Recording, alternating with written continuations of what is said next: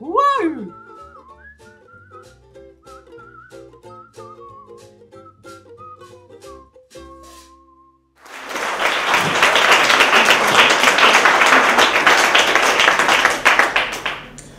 I was under the illusion that I passed for a respectable person. Clearly Tom has seen through me. Oh well, and I put on my good dress and all.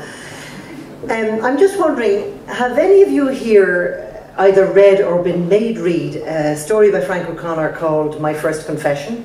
Yes. Okay. Well, I'm going to tell you the story of my last confession. I was in Grafton Street, and it was Christmas Eve, and the lights were all twinkling away, and the shops were all full of shiny things, and the street was empty, because it was about 8 o'clock in the evening, and every sane person had gone home or else into the pub. And I was walking down past Bewley's, coming to Clarendon, is it Clarendon Court it's called, where Clarendon Street Church is, Johnson's Court. And when I got to Johnson's Court, I could see that Clarendon Street Church was open. And I was thinking, it's Christmas Eve, will I go to confession? Maybe. And I was hithering and thithering, not quite sure whether I should go or not, because I was having doubts. And I didn't know whether I really believed the stuff or not. Now at this point, there's something you need to know about me, and that is that I wasn't just brought up Catholic. I was brought up super deluxe Catholic, gold star Catholic, with extra bits Catholic.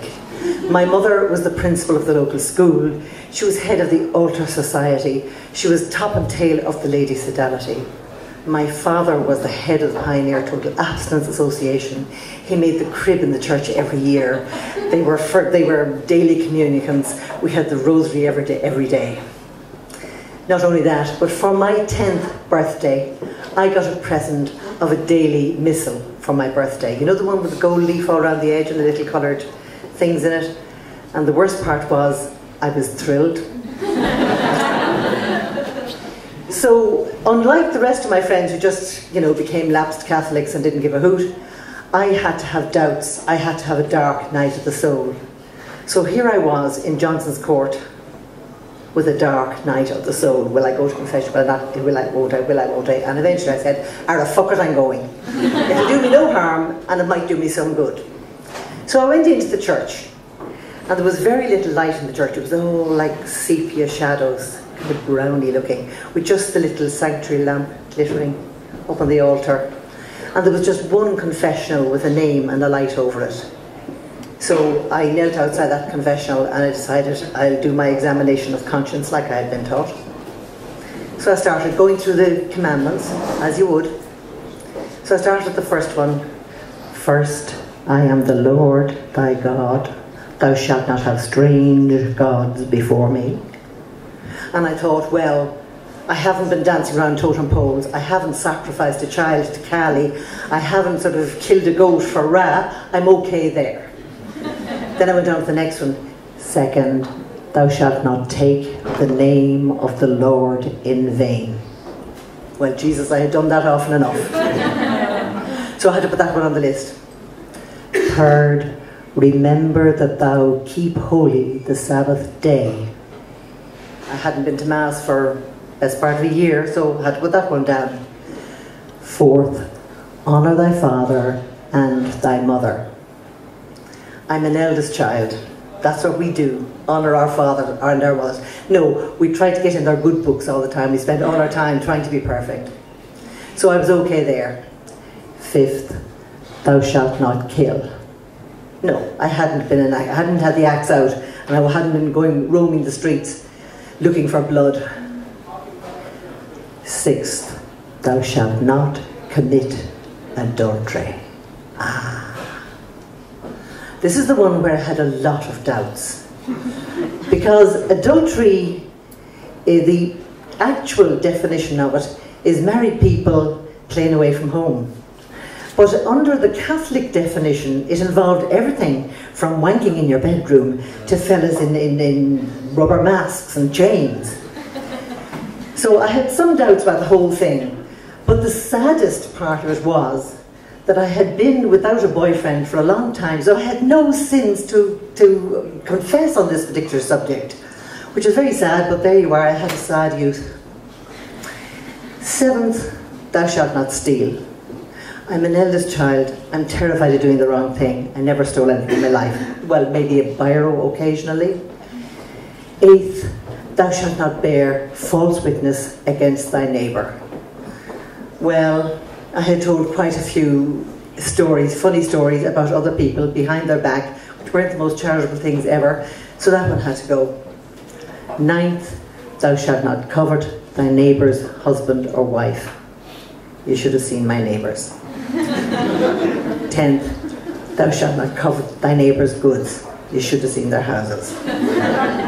So with this rather pathetic little list, I went into the confessional. I opened the door, went in and closed.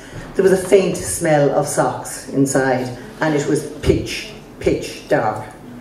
You know the way in a movie, there's always a shaft of light so you can see what's going on? No, it was absolutely pitch dark. And I waited, and I waited, and I waited, and I waited. And then I began to think, maybe there's somebody on the other side that I don't know about. So I listened very carefully, but I couldn't hear any mumbling or shuffling. So I, so that the priest would know I was there. And I shuffled about a bit, and still I waited and waited. And eventually, the slide went over, and although it was still pitch black, I knew I was in the wrong shop. There were emanations coming off him that I just knew he's not going to be empathetic here. So I did mine in Fathers on the Holy Ghost. It's been 100 years since my last confession, and gave him the pathetic list of sins. And when I was finished, he stayed silent for a moment, and then he said, "And what about the 6th commandment?" So I said gaily, any sins I may have committed against the 6th commandment were not mortal sins. At worst, they were venial sins. And he replied, all sins against the 6th commandment are mortal sins. Now there's something else you need to know about me here. I went to a school which was not great on the academics, but was very good on the religious doctrine. So I not only had catechetics, ethics, moral philosophy, church history, I had the whole lot. I knew everything there was to be known about sin. I could define sin up, down and sideways. And not wishing him to think that I was, you know, a slack-jawed yokel who knew nothing about nothing, I said, for a sin to be a mortal sin, Father, it needs 3 conditions: serious matter, full knowledge and full consent. I do not believe that these 3 conditions were present in any act I may have committed against the 6th commandment. It did not go down well. How dare you, he said. How dare you argue with me, and you, a mere chit of a girl, get out of my confession this very minute. I refuse to give you absolution. Well, I was shocked. I was quite taken aback, and me, the good Catholic girl. I went out anyway, left the thing and sat down. I had to sit down, I was so shocked. And I was sitting there fuming inside the dark church with the smell of old chasubles and quenched candles. And I thought, I'm going to write the Pope. I'm going to write the Pope. And I was composing it in my mind, like, dear Pope, I want to report to you. And then I realised the chances of it getting to the Pope are harmless. I'll write to the Bishop. That's right, dear Bishop. And then I began to think, because of the good Catholic training, you see, I knew that bishops don't have power over orders, or something about that. So I said, oh no, I better go to the head of the order. That's what I'll do. And I marched out of the church, round to the door in the side of Clarendon Street, and I rang the bell, and it dringed away in the distance. And I waited, and nobody answered. And I dringed it again, and I waited, and nobody answered. And suddenly it dawned on me, maybe the head of the order is the guy I've just been to confession to. So I'm afraid I ran away in a cowardly fashion, and I went home. Now, I was living at home at the time, and it wasn't the kind of home where you could say, oh, and by the way, I've just been refused absolution. So I kept it to myself. I didn't say a word. But I was actually quite upset about it, and I don't quite know what I was upset about. I think I was partially upset at the idea that he wouldn't give me absolution. I thought that was just ridiculous. And I was very upset that he refused to listen to me because I was female. I mean, what was wrong with knowing stuff? You know?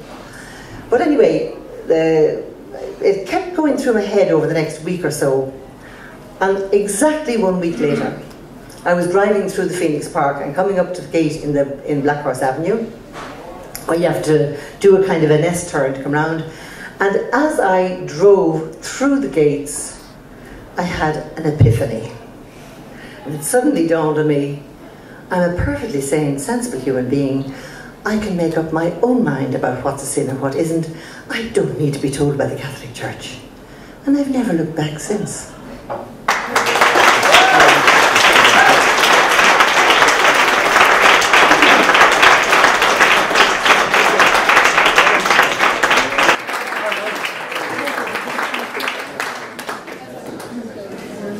Thanks very much, Catherine. And now we're moving on to our first